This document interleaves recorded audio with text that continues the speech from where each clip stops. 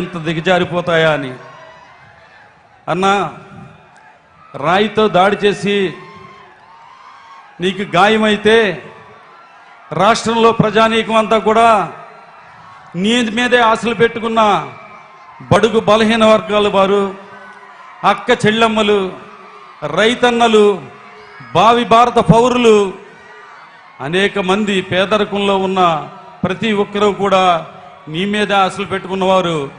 అరే, నీ కంటికి తగిలుంటే కన్ను పోను కదా, అరే కొద్దిగా నవరగంత మీద తగిలుంటే ఇంకా పెద్ద ప్రమాదం జరుగును కదా అని ఎంతోమంది ఆవేదనతో ఆ భగవంతుడి దయ వల్ల మా జగనన్నకి ఏమీ జరగలేదు అని సంతోషిస్తుంటే దుర్మార్గులు, దుష్టులు, అన్నా మానవత్వం లేని మృగాలు చంద్రబాబు నాయుడు, పవన్ కళ్యాణ్ గారు మాట్లాడుతున్న మాటలు చూస్తుంటే మా గుండెలు తరుక్కుపోతున్నాయన్నా. నిజంగా దారుణం అన్నా. వాళ్ళకి మంచి బుద్ధి పుట్టించమని ఆ భగవంతుడిని కోరుకుంటున్నానన్నా. ఇన్ని లక్షల మంది సాక్షిగా మంచి మనసు అన్నదే లేదన్న వాళ్ళకి.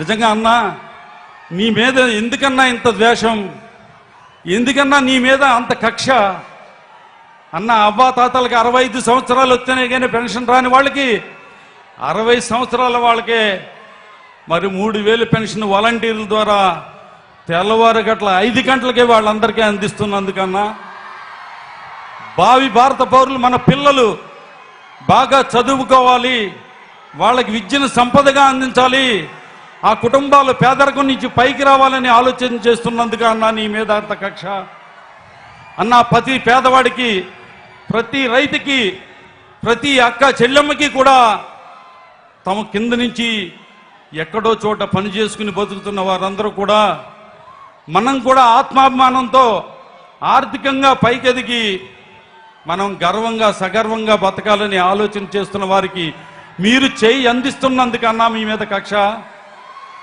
అన్నా. నిజంగా మీకు తగిలిన గాయం మాకు తగిలిన గాయం అన్నా.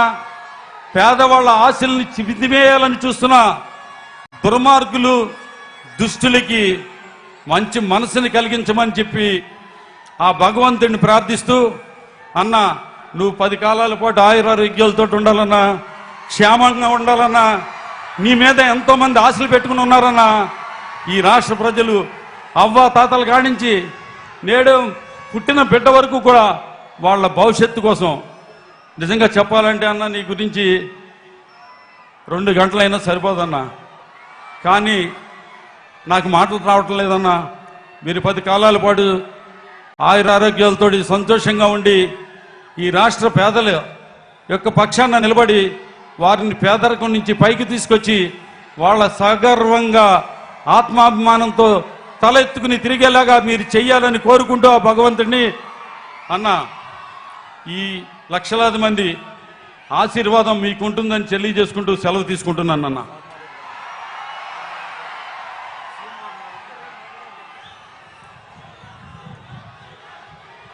వైఎస్ఆర్ కుటుంబ సభ్యులకి అలాగే జగనన్న అభిమానులందరికీ కూడా మరి మీరు ఎప్పటి నుంచో ఎదురు చూస్తున్నారు, మన అన్న ఎప్పుడు మాట్లాడతారా ఎప్పుడు మాట్లాడతారా ఎప్పుడు మాట్లాడతారా అని.